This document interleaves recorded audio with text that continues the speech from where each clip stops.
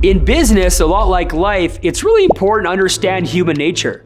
Early on in my career, I used to think that I could change people, and I became a fixer-upper. I expected everybody to climb to the top and be a one percenter like I was. This led me to be very frustrated with people and even build some resentment towards some of my teammates. I wondered if the people business or entrepreneurship was even for me because I felt like I was failing, because not all of my people were winning at the level that I wanted them to. Not all of my clients were keeping their plans. Some of them didn't see the value after just a few short years. In essence, I wanted it more for some people than they wanted it for themselves.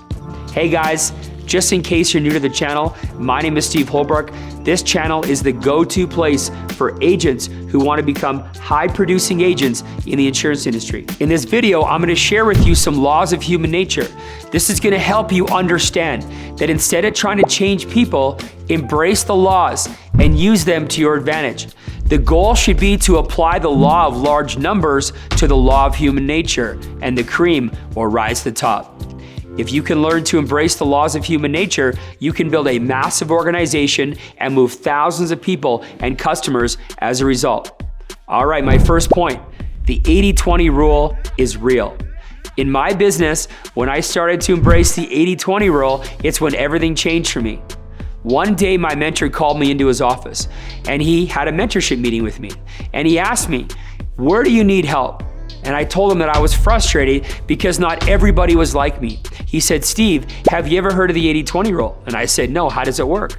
And he explained it to me. He basically said, it's not a mathematical equation, but it's more of a generalized phenomenon that can be observed in economics, business, time management, and even sports. He said that 20% of the plants contain 80% of the fruit. 80% of the company profits come from 20% of its customers. 80% of the work done is done by 20% of the workers. He explained to me and said, "Steve, this is human nature. Not everybody's gonna be a 20%er. In fact, the more 80%ers you have, the more 20%ers you have. It's not always about stud power, it's also about dud power." So here's what changed my mindset. Instead of trying to turn everybody into a 20%er and literally changing human nature, I was just focused on finding more people and acquiring more customers. Once I let go and understood this concept and started to embrace this law, all of my resentment went away, and now I appreciated everybody in my business for who they were, regardless of what they did. Secondly, most people are inherently lazy. In 2018, the University of British Columbia set out to do a study as to why society is getting lazier, even though we know the risks associated with an unhealthy and inactive lifestyle. The answer, according to the researchers, is that our brains are simply built to pick what's easier. Sometimes in business, especially a people business, we get frustrated as a leader because we feel like we always need to be motivating our team to take them to the next level. First of all, if you're the owner and you are leading a bunch of employees, you need to realize that it's your business and they're just there to punch the clock. And as much as you think that they're there to fulfill the mission and help you grow the business, they care mostly about themselves and their problems. But if you are leading a team of self-employed agents or entrepreneurs, it can seem weird why we need to keep motivating people because we feel like they should be internally motivated towards their dreams.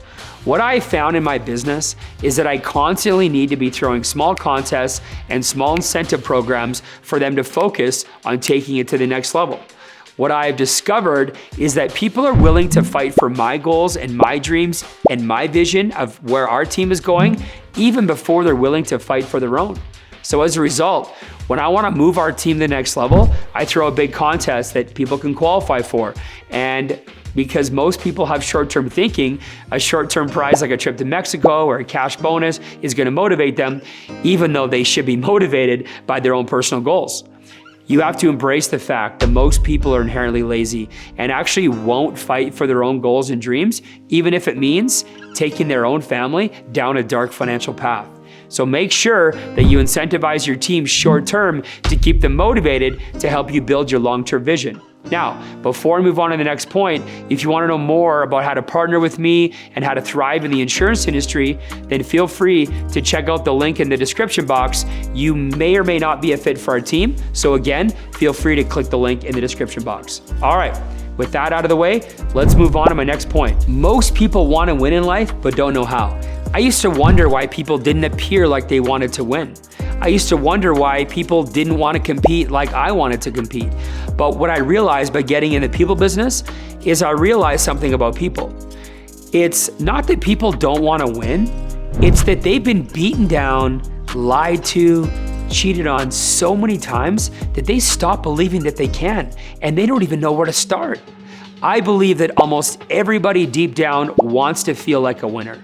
I'm sure we can all agree on that. So as leaders, our job is to start by not judging people that don't appear like they want to win. Instead, we need to work with them and help them understand and go to a place in their life where they were winning and pull that out of them again.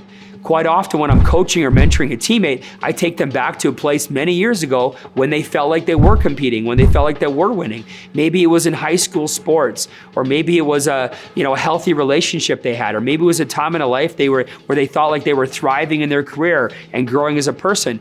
I remind them if they won before, they can certainly win again. And I try and pull that out of them because it's the same rules that apply now. So what we can do to leverage this law is we can set our teammates up with little dominoes so that they can feel like they're winning along the way. If you create small wins along the way for your teammates on a weekly or monthly basis, it's going to start to get their winning feeling back. This is what I do to leverage this law. Next, most people have been overlooked and overpassed their entire life. If you think about this one logically, this is why most people love the underdog story, because it relates to the underdog in themselves. In any game or any industry or any sport, there's only one winner, which means most of the people are going to lose every time. Many of us have heard the story about Sylvester Stallone, who almost gave up on his dream and had $100 in his bank account before he got famous with Rocky, or J.K. Rowling, who became the first author to be a billionaire with Harry Potter, even though she got rejected 12 times, or Oprah Winfrey, who became the first African-American female billionaire in 2003. Most of us have been passed over for promotions, rejected by our peers, and flat out pushed aside by society for one reason or another. So how does this relate to business? Well, if you understand this law, you understand the importance of the comeback story. I talk a lot about my teammates about the comeback in their life and what that's going to look like. I talk to them about proving other people wrong and proving to themselves that they can do it, and stop worrying about what people think. Most people are motivated by proving people wrong than any other reason. I know when I started at 23 years old, all I could think about was all my friends who told me that I was crazy. So when I went and I worked hard and I made my first $100,000, it was purely because I was motivated to take my $100,000 ring and literally tattoo on the forehead. Now, although looking back, that thought might have been a little bit immature. Hey, it motivated me to make my first $100,000 because I felt like the underdog. This also tells me that people are open and they're looking for opportunity to create the comeback story in their life. If you're in the recruiting business, you need to understand that there's lots of people out there looking for change. And even though some of them are unwilling to admit it, they're looking for a platform or a vehicle that can help them get that dream back that they've always wanted, because they've buried it so deep inside of themselves from years of setbacks. That's why I love the business that I'm in, because I get to pull that out of people and provide them with a platform to help them win at high levels like they used to get to that dream. This is how I apply that law in business today. My next point, in the right environment, the average person can do extraordinary things.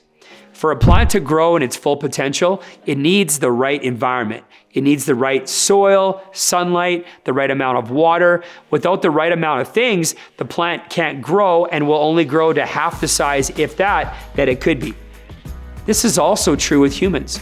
If you take two people and put them in different environments, they're going to grow at different speeds and ultimately have different outcomes for their lives. This is why creating the right environment for people is important in order to have a thriving organization. Further to that, this is why making sure that if you don't choose the right environment that is conducive, you will not grow to a level that you want.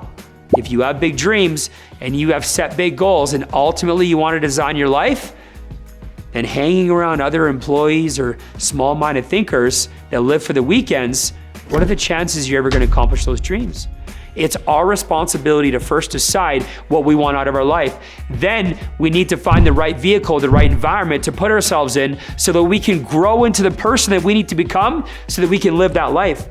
In my business, I focus so much on making sure we have the right environment, which is the fertile soil that helps build the future leaders that will run our company. So make sure you put yourself in the right environment before you decide to spend the rest of your life in that workplace. I hope you guys got some value from this video. Thanks for watching, and make sure you share this content with your teams.